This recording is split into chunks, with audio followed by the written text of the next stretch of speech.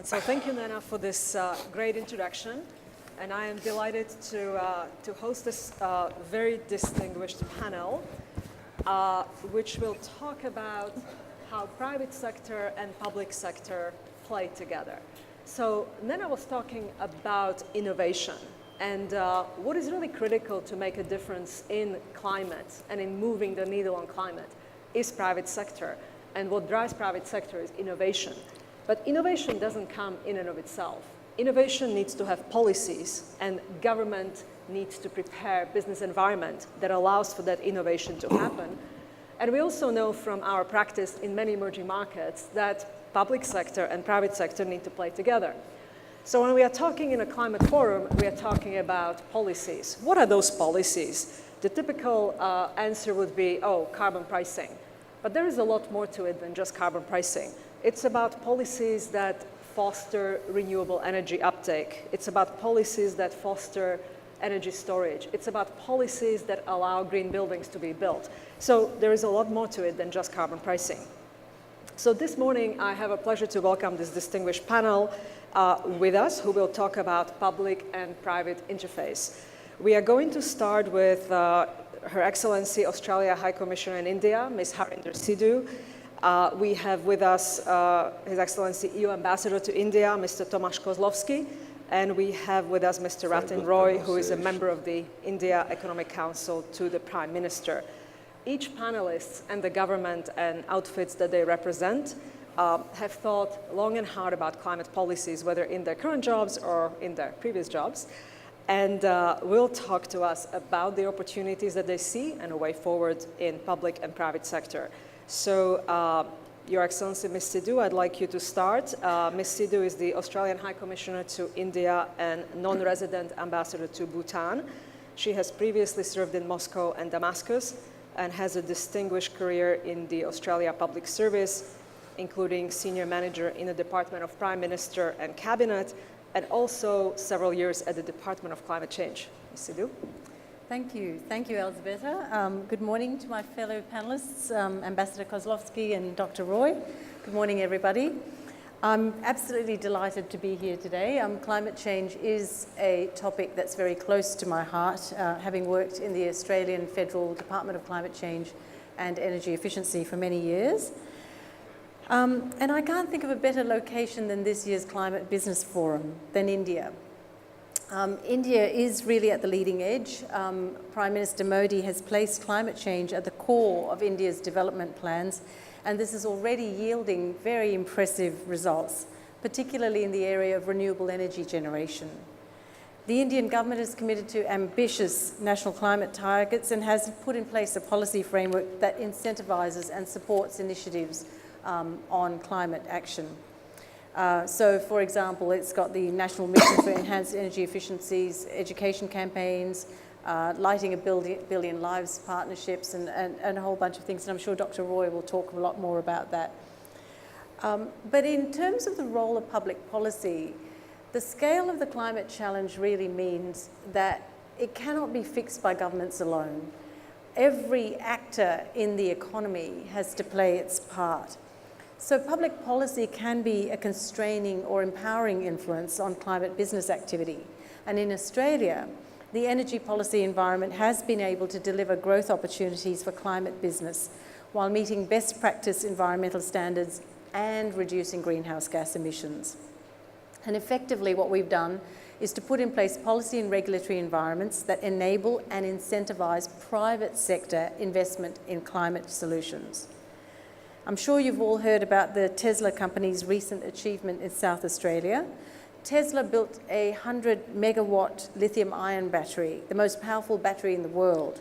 And the battery is charged by renewable energy from the Hornsdale wind farm owned by Neon, a private sector energy provider in South Australia.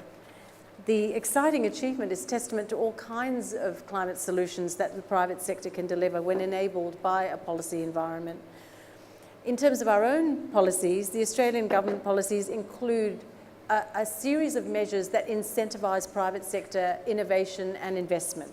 For example, a $2.5 billion emissions reduction fund, which helps farmers and businesses to reduce emissions while generating new income streams. a national energy productivity plan which aims to improve Australia's energy productivity between 2015 and 2030, and a renewable energy target that will see 33,000 megawatts of electricity generated by renewable energy by 2020. That constitutes something like about 23% of our electricity generation. So solar energy, of course, in terms of India, is a very, very key focus, and we do applaud India's leadership in this space, particularly in leading the International Solar Alliance. Australia's incorporated climate change into our international engagements, so catalysing private sector investment, which is the sort of things you've been talking about, is very key to ensuring that we meet successful climate solutions. And through our aid program, we've invested over $1 billion in climate finance over 5 years to reduce emissions and build climate resilience in developing countries in the Indo-Pacific. And for us, that mostly means small Pacific Island countries, which are very vulnerable. We have a private finance advisory network which helps businesses mobilise clean energy financing. And of course, we're a very strong supporter of multilateral climate initiatives because we are co-chair of the Green Climate Fund. And as you're all aware, the Green Climate Fund has approved funding proposals totaling over $2.5 billion for projects. We've got a great deal of scope, I think, between Australia and India for collaboration on renewables.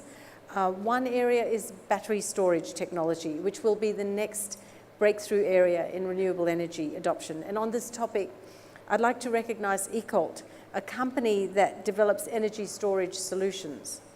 Ecolt was originally set up by Australia's Commonwealth Scientific and Industrial Research Organisation, or CSIRO, to commercialise Ultra Battery, which was developed by CSIRO.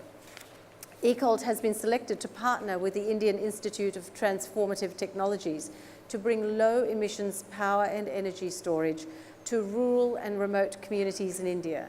And Mr. John Wood, the CEO of Ecolt, who I had the great pleasure of talking to this morning, participated in one of the panel sessions yesterday. The low emissions global economy is estimated at $6 trillion with an annual growth rate of 4.4 to 5%. Now that represents enormous opportunities for climate businesses such as Ecolt. And there are markets just about in every sector. In agribusiness in particular, Australia is doing a great deal. We need to build more climate resilient food production systems. And we've been working through our sustainable development investment program in India and in South Asia to find ways of improving agricultural productivity while moving to very water smart solutions. I'm going to use, though, a very successful IFC partnership as an example. The Partnership for Cleaner Textiles program, the PACT program in Bangladesh, has helped textile factories to increase profits by implementing resource-efficient production processes. The program focused on reducing the water consumption of textile factories, and it's achieved savings of 2.16 billion litres a year, significantly reducing wastewater pollution. The program has also delivered significant energy and emissions savings, 2.5 million megawatt hours of energy and over 460,000 tonnes of carbon dioxide emissions equivalent avoided every year. So I'm delighted that Australia, through the IFC, is supporting PACT. I do think that there is enormous scope for business and government to work together in finding innovative climate solutions. And I look forward to hearing from the panel. I'll just leave it there. Thank you very much. Great, thank you, High Commissioner Sidhu. So what is absolutely exciting to hear is that climate business, it's not just about renewables. It is about textiles. Correct. It is about agribusiness. It is about everything we touch in our daily lives. So I'm sure we'll have a lot of questions for the High Commissioner, and we are now going to move to two other quick introductory remarks. Ambassador Kozlovsky.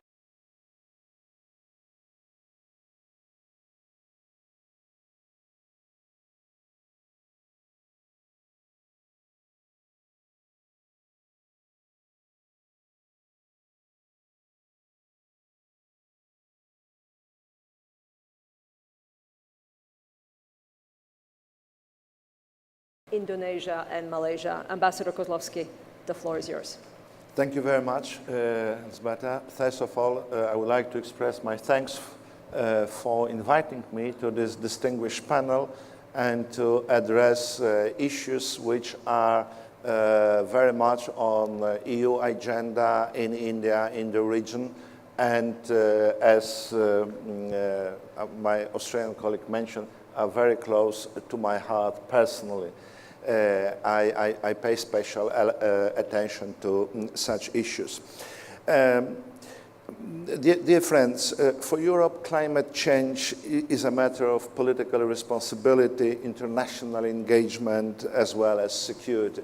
That's why climate change-related issues are very high on our agenda. And for brief information, we in Europe, we have a solid climate and energy framework with binding targets. Our heads of states agreed to step up the targets for the share of renewable energy and energy efficiency from 20% in 2020 to 27% by 2030, whereas greenhouse emissions will have to be reduced by 20% by 2020 and at least 40% by 2030, in comparison in a level of 1990. It means that our targets are extremely ambitious and we are committed to implement them. But our climate-related policies have been designed and have been implemented since many years back. And in this path, we have achieved already certain successes. One of our lessons learned, which is important, and is an important message to our partners, is that we decoupled emissions from economic growth, which is very much proved by our achievement. Emissions have fallen by 23% since 1990, and at the same time, the EU GDP has grown by 53%. And at the same time, we doubled so-called green jobs. That's why the EU is already reaping the benefits of better resource productivity, less waste and energy consumption. Another good example we are trying to promote and to share our lessons learned is related to the emission trading system, ETS. It's a system which is an incentive-based system. It puts a price on carbon and incentivizes industry to invest in low-carbon technologies. And this policy or this scheme has proved to be extremely effective in giving incentives to the private sector and in the process of inventing and putting in place new technologies. And of course, there are many other examples related to our policies which give the private sector incentive to be innovative and creative. And one of such examples, or another of such examples, is our policy and emission standard for cars.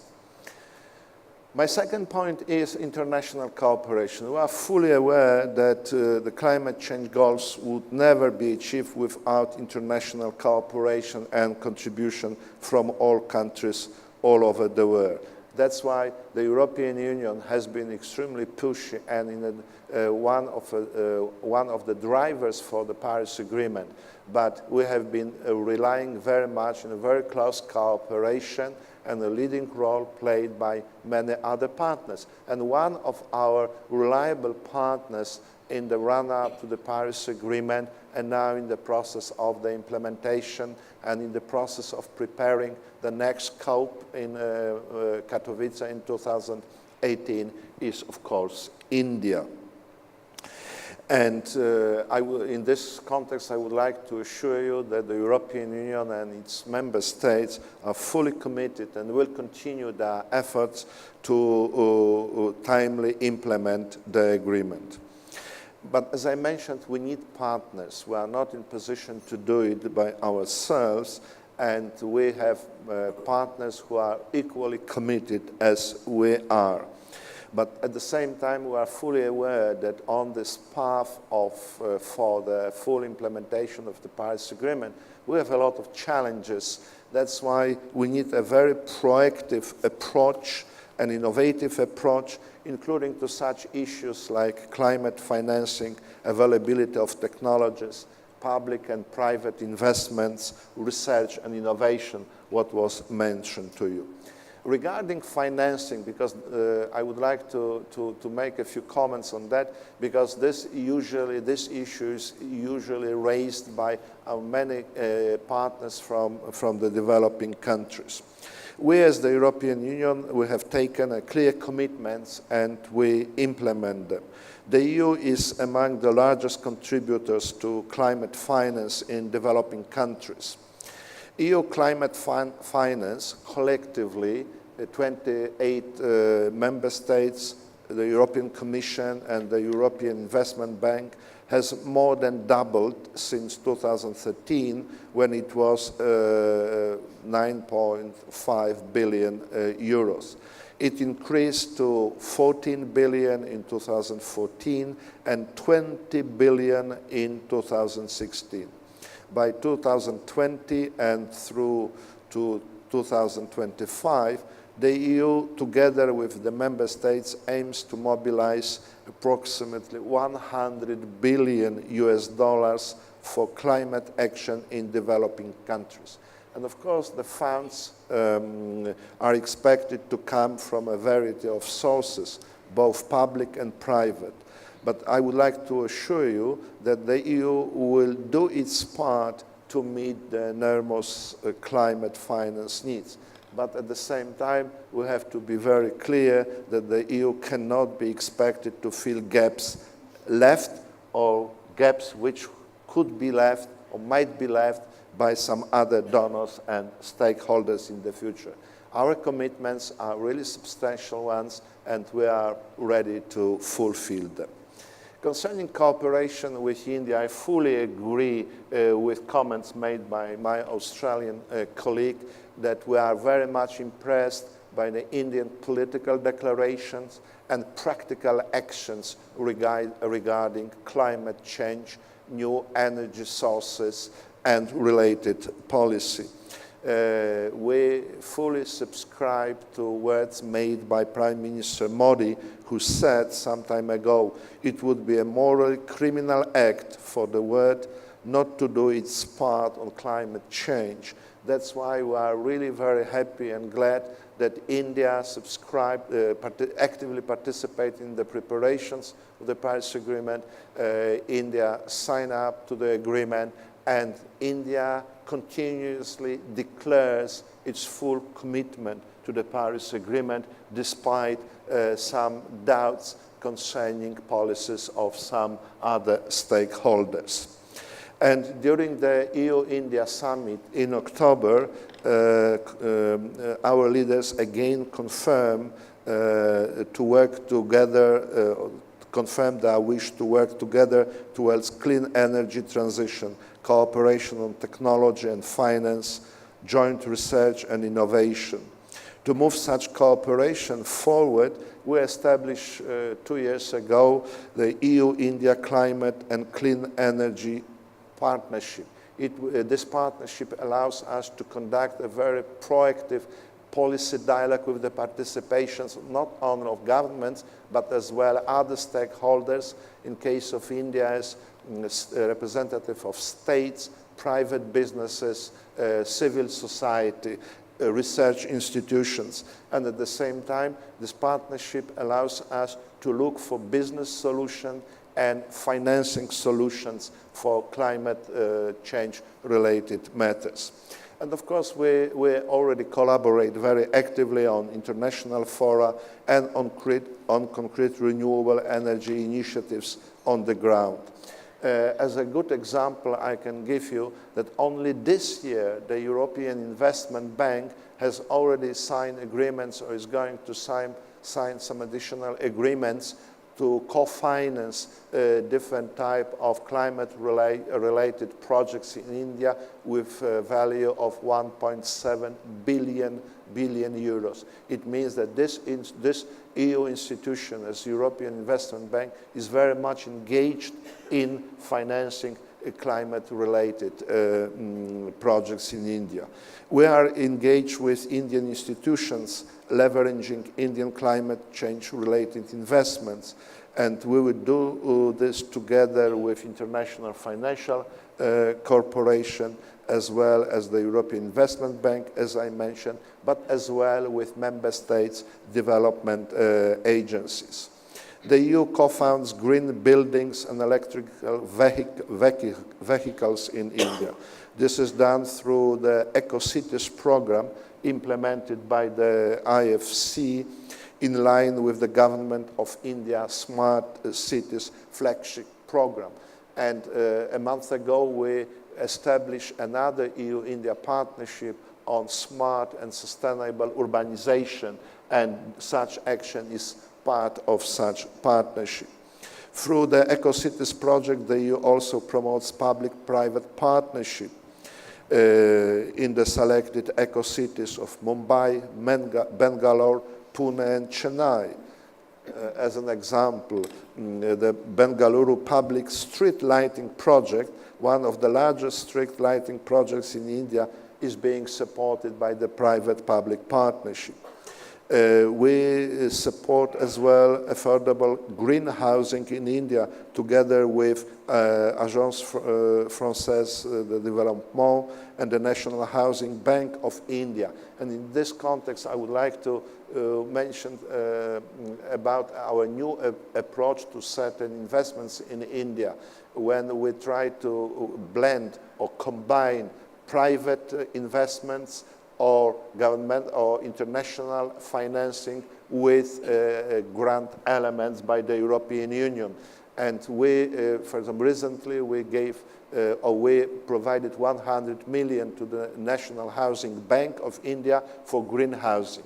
And this money was provided by French Agency of Development, and it's loan. But we as the European Union, we added 12 million euros as grant to elevate awareness, to provide technical assistance. And the CEO of the bank told me that without this grant element, it would be very difficult to mobilize additional resources. We are supportive to Solar Alliance, which is a brilliant idea of Prime Minister Modi of India.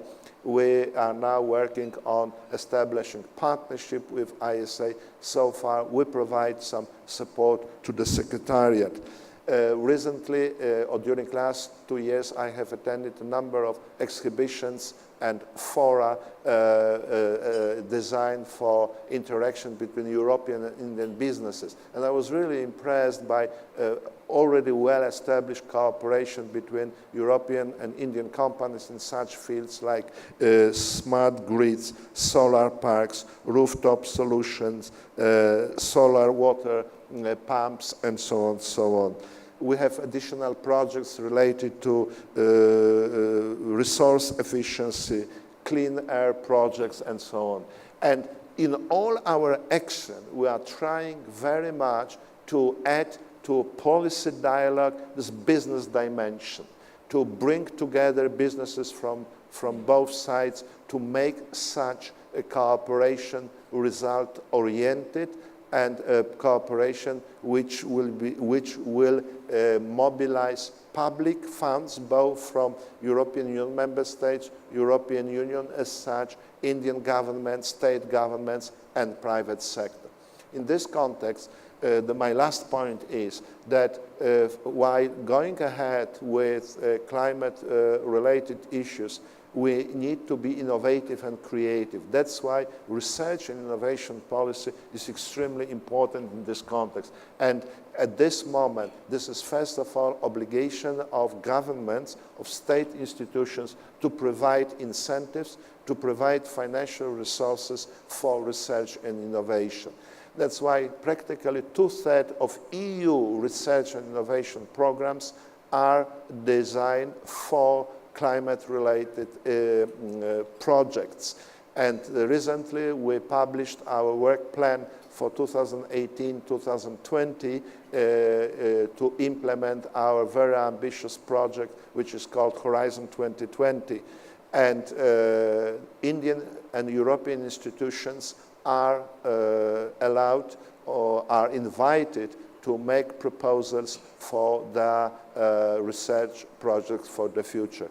And in case of India, we already agreed that energy, renewable energy should be one of the priorities in our research cooperation in the future. Without providing research and innovation and technological solutions to the private sector, it would be very difficult to mobilize private sector investments.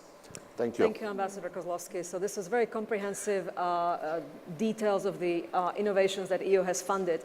I'd like to highlight a couple of things that stuck with me from your presentation, which is decoupling emissions from growth. We have seen in Sweden, who had put up carbon price, 10 years ago, and it hasn't stopped them a single bit and have been growing every single year.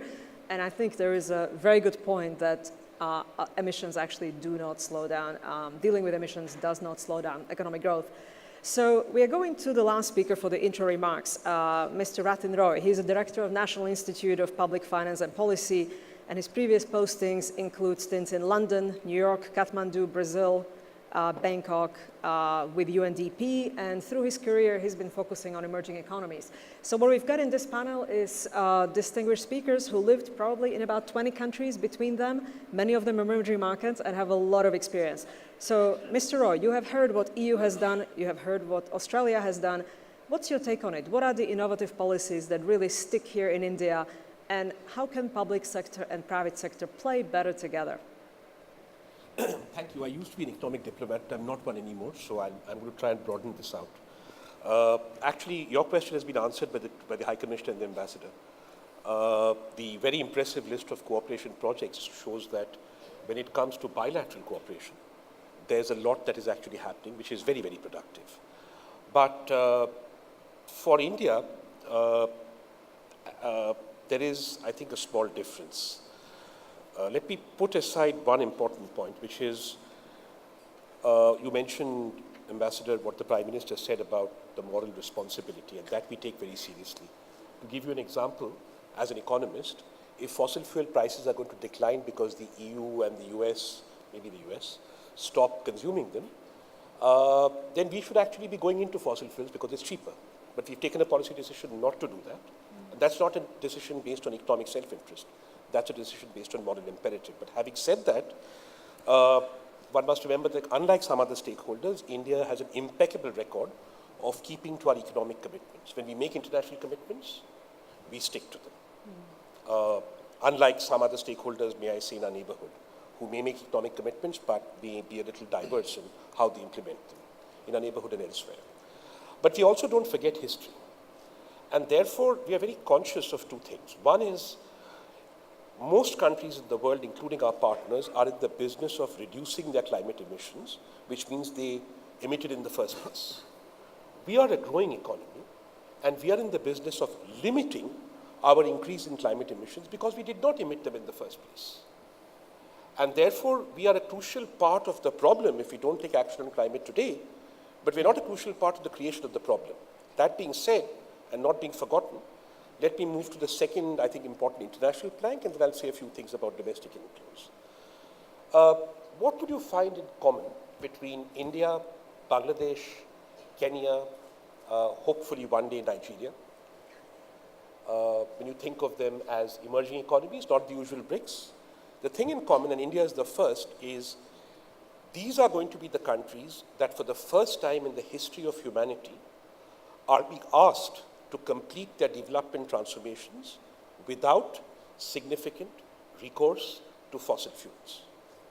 No other country, including China, has done that. So everybody else to date, just like export-led growth, has been in the business of first emitting and then transforming. We are being asked not to emit, not to pollute, not to increase carbon as we transform. So our strategy, while we accept this obligation, as the Prime Minister said, has to be one that keeps in mind that this will only work politically and this will only work in terms of societal cohesion if we do not take theological views about what we use, the instruments we use to limit our emissions. So for instance, therefore, if my energy demand is going to go up by 350% between now and 2030, it will mean that we will continue to be using, market forces will help us to minimize that. We will continue to be using fossil fuels that we produce in this country and that we have access to elsewhere. So we can take that up in the debate, but I think that we must get rid of the theology. It is not possible for India to complete its development transformation without continuing to use, albeit in a limited way, and as I said, market forces will help, fossil fuels through to 2030. Countries in Europe continue to use them today, and that's very good evidence that a poor country like mine, which has to triple its lifeline energy requirement, So one thing that we have realized that helps us do that is to have efficiency in consumption. And here we have a challenge in terms of perception. Developed countries seem to think that if they're able to consume more cleanly, they've done their job. In developing countries, it is politically and societally very difficult for me to say consume less. And there aren't many examples I can think of other than Japan, where there's an active policy to actually, let us say, put it this way, in a cold Nordic country, see people wearing a few overcoats in winter instead of using central heating for 4 months of the year. A little bit of rebalancing of consumption that way, and that conversation could go much further than it has, I think would actually help the political and societal imperative in developing countries like mine, Bangladesh or Kenya, to move forward. Let me move to my second theme, which is climate finance. That's the political element which I had to bring up. I think climate finance, there are 3 challenges. For a country like India and increasingly for emerging economies, while given the history of how we polluted this planet, international assistance is very important. It's not going to do the job for emerging economies. It's going to be private finance. Our problem there is that private finance, non-concessional private finance, is available for long-term investment at much worse terms than it is available for short-term investment, by which I simply mean that Walmart can get money cheaper than a climate project in this country, and that is wrong. That is a moral imperative which absolutely no one in the finance world, not the corp world, in the finance world, seems to be willing to address. And the elephant in the room there is risk pricing. Risk pricing in emerging economies is done by taking the level of GDP as a large proxy for all the nasty things that people don't like about developing economies, such as bad contracts, bad regulatory environment, etc.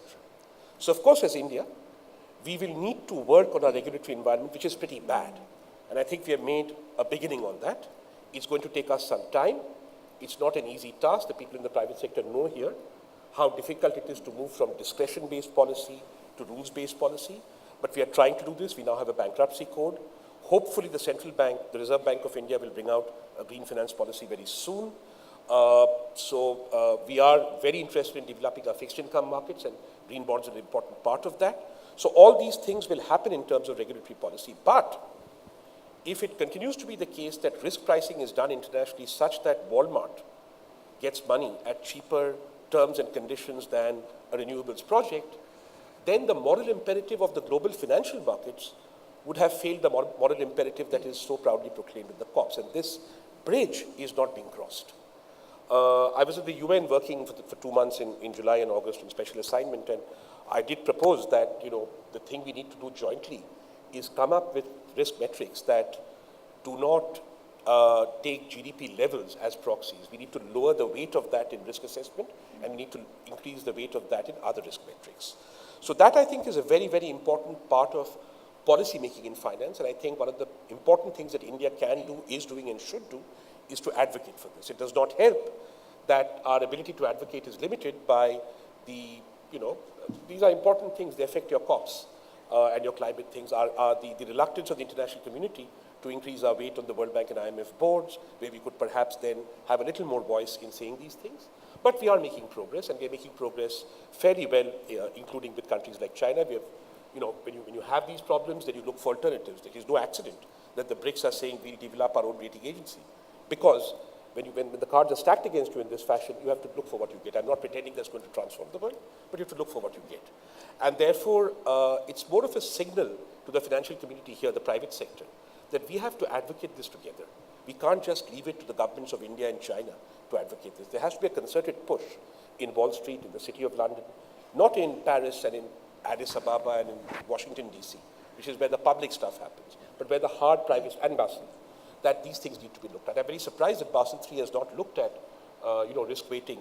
All they want to seem to do is punish you if, in case you do environmental bad, but not the potential environmental goods. There's nothing in Basel that, Basel is all about taking away money and putting it aside for future risks. There's nothing there to incentivize countries in terms of reducing such risks. So Ratin, I'm just going to pick up on something that you said about the cost of funding for climate as opposed to cost of funding for Walmart. So obviously the market sees that there is a bigger risk in financing a climate project than financing a Walmart. But Ambassador Kozlowski was talking about a number of blended finance models. So what's your view on that? And what's your view on sort of bringing in some concessional capital to de-risk the project, to even out that cost of funding? Because market is telling us something, right? Look, these are great things. Blended finance is a wonderful thing. Public money is a good thing. But if you look at it from India's perspective, look at the numbers that you mentioned in your report. 300 trillion, where is blended finance? This has to be mainstream finance. And the problem is that you don't get money for climate finance on terms like Walmart for exactly the same reason that you don't get money for any other kind of long-term infrastructure which Walmart gets. That's the core of the problem. That's the big elephant in the room. Blended finance can be a band-aid in the short term for countries like India. It may be very useful elsewhere. And I'm not saying it's not welcome. But in the end, the mainstream risk weighting of long-term capital and the risk calculus, those algorithms have got to change. And this has got to be a public policy quest. The second, I'm so glad you mentioned this, Ambassador, the second issue is technology. We are coming up here with a serious problem with political and social implications unless people in the room who work in India can produce solar panels competitively with the rest of the world. But if I'm going to buy, and paradoxically bilateral money may worsen this, if I'm going to buy my panels from Germany, France, Japan, maybe Australia, I don't know, but certainly Japan I know, and then I see, when I look at the risk returns, that between 13 to 17% of the returns from these projects are going back as intellectual property payments at first charge to those producing these panels. Effectively, then what you're asking India to do in the process of completing its development transformation is to finance old age pensions in rapidly aging economies. That's exactly how I see it, at least. So obviously we will try and import substitute there. But again, there, if this is really a public good, then that is where I would like to see public money in socializing intellectual property rights, so that we are not ending up, it may not be a large amount in terms of total revenue stream. It's large enough for me.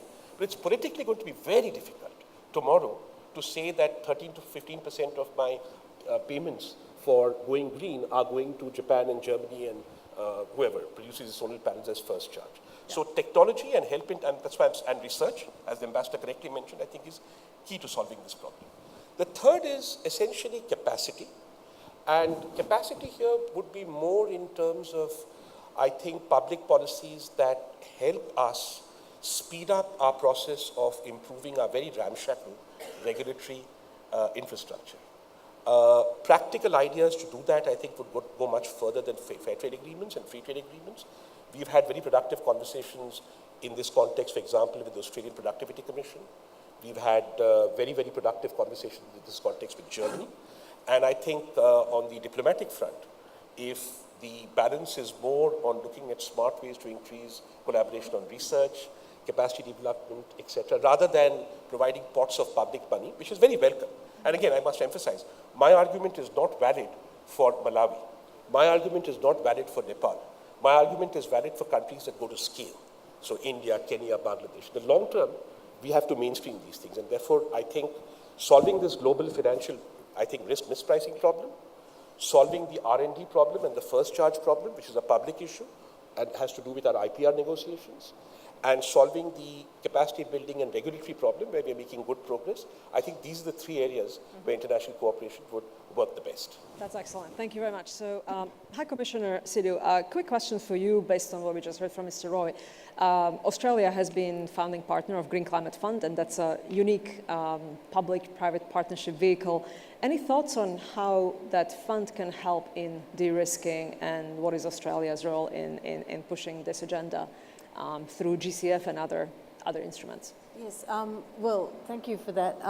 We have brought into the Green Climate Fund the same sorts of international financing principles, I think, that apply everywhere else, which is that you don't bring public finance into a situation unless there is a clear market failure, that you don't finance things that could otherwise be financed privately or from other sources. One of the approaches that I think we focus on very much is this de-risking question. And there are two things that go to it. It's not just all climate projects are necessarily risky. You really do have to look at the projects themselves and at what point in the innovation chain they are. I can think of a number of climate projects that actually can develop a good business case and can actually get financing on very good terms in their own right, because it's a function of where the state of technology is at the moment. And so it's not picking winners, really, providing a clear framework, being clear on when an intervention is required and when it's not required, and then providing that financing that allows the leveraging of private financing, so the de-risking question you talk about, the enabling question. Now, I know that the Green Climate Fund is looking at a whole bunch of these measures.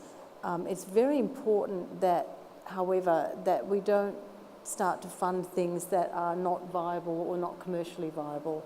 And I think that Australia would bring quite a lot of experience in the sectors that we work in, particularly in the Pacific, where in fact the problems, the sorts of climate projects we're financing are not really sitting in the mitigation space. And often when we think about climate projects, we think about mitigation.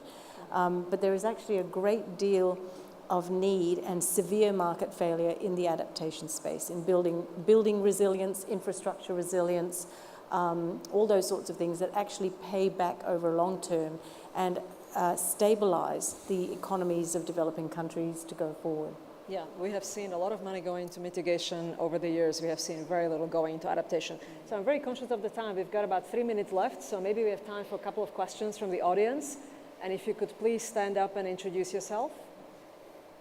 It's hard to see you, but there is a question there. Yeah, good morning. I'm Shalab from IFC. This question is for Dr. Roy. I think you very rightly raised about mainstreaming finance, and there were a number of discussions around mainstreaming finance yesterday, and issues that came up from developers and the financing community were primarily around contracts sanctity and policy stability going forward. Now, we all recognize in whether it's renewable energy or any other space we are talking about, there would be disruptions that will come in a 10-year span, 20-year span, and so on. But the minimum everybody is looking for is contract sanctity, less policy shocks, more policy stability, things like anti-dumping duty or other force majeure events that suddenly come in and change all your parameters on which people have built projects are, if I may use the strong words, is a retrograde step, as some industrialists put it. But I would like to get your views around all this and whether the government is committed towards ensuring policy stability. How could I say no? But you can only say yes, unfortunately. I think that in terms of evidence that the government is at least putting in place things that will force it to have policy stability, I can name 3. And I'm not going to oversell these things. One is the fact that in terms of the macroeconomic environment, we've broadly got our fiscal, monetary and exchange rate policies right. So what you're seeing is reasonable progress on fiscal reform, a reasonable monetary policy. I'm sorry about the exchange rate appreciation. Stuff happens, we're not a big player, but the idea that you have an orderly depreciation in the exchange rate that better affects India's real exchange rate so that people are able to hedge and plan, that is still there except for certain blips. inflation is low, and that policy basket is fairly stable. And we are delivering reasonable growth, I never thought we could deliver 8.5% with our current regulatory and policy framework, but we're delivering what we can. The other is stuff we have done on things like the bankruptcy code and GST. Now, they're obviously imperfect, but these are substantial measures that are designed to bring in policy stability in the future. The GST will be unstable, but we know that it's going to be stable in the sense that in a very short time you can see that rates are moving into a 0, 12, 18 band. And it will happen chaotically. This is a large country. 1.2 billion people have to agree on a GST. I mean, imagine, think of ourselves as the European Union with a fiscal policy. So the kind of consultations the European Union have to go through, if it had to bring in a GST today, would be far worse than the kind we would have to. And I'm very surprised at how fast we've done it. And then the bankruptcy code. Now, I'm not going to oversell that. That code exists. What typically happens is it's going to be challenged. And when it is challenged, then you get jurisprudence. And in 5 years, code plus jurisprudence gives you a stable sort of set of contract regulations, which we're all looking for. So I think what you're seeing is an evolution. If we had contracts and regulations, established now, we should have done it 10 years ago, one can always say that, then we wouldn't be at BAA anyway. We'd be much higher, and we know that's our binding constraint. So I think that is there. With things like anti-dumping, you see trade is like a military venture. And the terms and conditions under which countries agree or disagree to do things need to be factored in smartly by businesses. No country is going to willfully give up its foreign policy dialogue, which includes trade dialogues and includes instruments that regulate trade. And these shocks will happen. They happen in Europe, they happen here, they happen in Australia. So businesses need to factor that in. But as far as the domestic policy environment is concerned, I think there's been more than incremental progress in the last 7 or 8 years, and that's encouraging for me. It's bipartisan progress. And I think there's a bipartisan commitment to see this through, which will accompany our development transformation. Thank you very much. So I think, unfortunately, we ran out of time, so the rest of the questions will have to be taken on the sidelines of the forum. So I'd like to just summarize 3 things that I think we can take out of this panel. One is that no government can do it alone, and we need to have a good environment between the private sector and public sector, and there has to be a commitment from one to the other, and the commitment goes both ways. It's a commitment about contract, it's a commitment about business environment, it's about a commitment of supporting the private sector in its growth, as all of you actually reflected.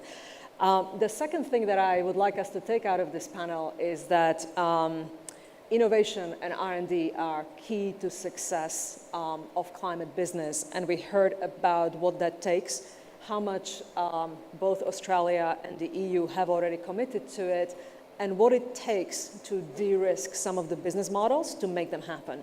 It is not about throwing money at it, it is about giving resources to develop new business model that can actually make a difference. If I may interrupt you, innovation, not just on theological grounds, that would include, for example, clean coal, if it could happen.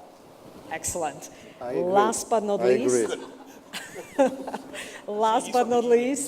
I want to mention that in the experience of both Australia and the European Union, and hopefully India soon, green growth does not mean slow growth. With this, I would like to thank you for this excellent panel. And Plus looking forward regulatory framework. And Plus this the is regulatory my framework. advice to Indian businesses to convey their messages to the Indian government, state governments, to establish clear regulatory framework which will be able to establish predictability in their action. Mr. Roy, you just got a homework from us here. Thank you very much. Big round of applause for the panel. Thank you. Thank you. Thank you so much. Let's have a big round of applause, ladies and gentlemen. Perfect start to day 2. Thank you, Elzbieta, and thank you to our illustrious panel. Could we request you for a photograph? Could we request all of you to kind of take center stage for a picture? Wonderful start to day 2, and it really is clear after that session that with the right environment policy, so much can be done for climate-related projects. Trillions of dollars can be generated. And in fact, reiterating this, we have the Climate Business Opportunity Report, ladies and gentlemen. Yes, okay, first let's have a round of applause for this. Wonderful. Thank you. Wonderful session. As I said, taking this discussion forward, ladies and gentlemen.